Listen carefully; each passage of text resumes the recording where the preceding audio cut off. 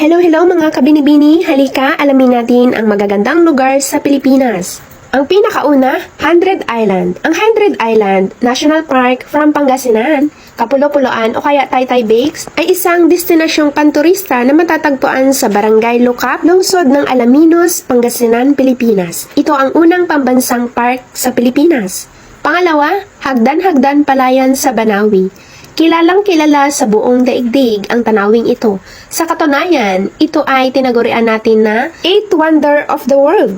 Ang tinutukoy kong tanawin ay ang hagdan-hagdang palayan sa pinagbuwisan ng buhay ng ating mga ninuno. Ito ay nayari lamang sa pamamagitan ng kanyang mga kamay, tanda ito ng sipag at pagkamalikhain ng mga unang Pilipino. Ikatlo, Chocolate Hills. Higit na mas mababa ito kaysa bundok at ang mga halimbawa nito ay ang tanyag na Chocolate Hills ng Bohol sa Pilipinas.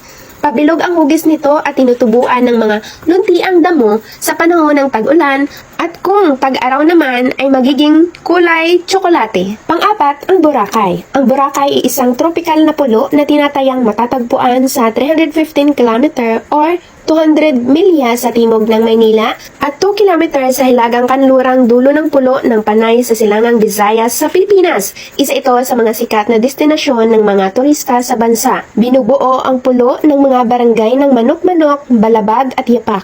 Tatlo sa ika-17 barangay na binubuo ng bayan ng Malay at nasa ilalim ng pamamahala ng Philippine Tourism Authority or Otoridad ng Turismo sa Pilipinas na may ugnayan sa pamahalaang panlalawigan ng Aklan. Panglima, ang Tuasan Falls. This waterfall at Barrio Mainit is one of the many waterfalls in Camiguin that tourists always visit whenever in Camiguin. Tuasan has a 25-meter high waterfall which serves as the main attractions of the place.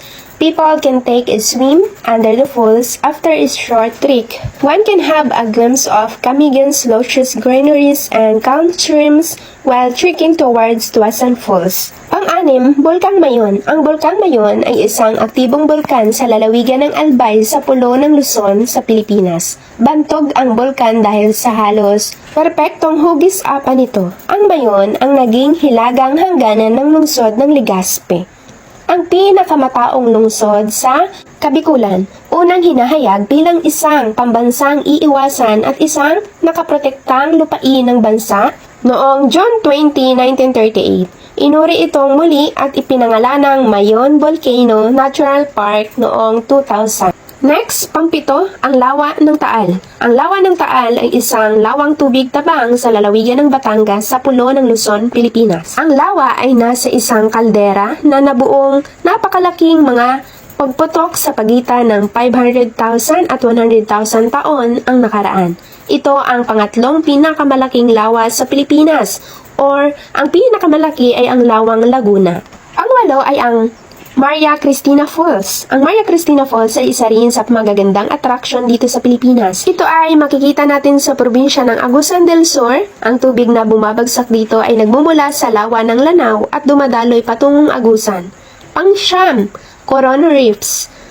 Ito ay isang kilalang tourist attraction sa Malaking Island Gateway, bakasyonan sa Palawan. Ito ay isang lugar na may maraming mga potensyal na pagdating sa turismo. Ang Coron ay ang kabayanan ng Busuanga Island at upang makarating dito mula sa Puerto Princesa City. Pang-sampo, Enchanted River. Isa rin ito sa pinakamagandang lugar na matatagpuan sa Pilipinas. Iilang tao lamang ang nakakaalam ng lugar na ito. Ang Enchanted River ay matatagpuan sa Surigao del Sur. Ito na po ang 10 magagandang lugar sa Pilipinas mga kabinibini. I hope nag-enjoy po kayo sa pakikinig. Thank you for listening and God bless!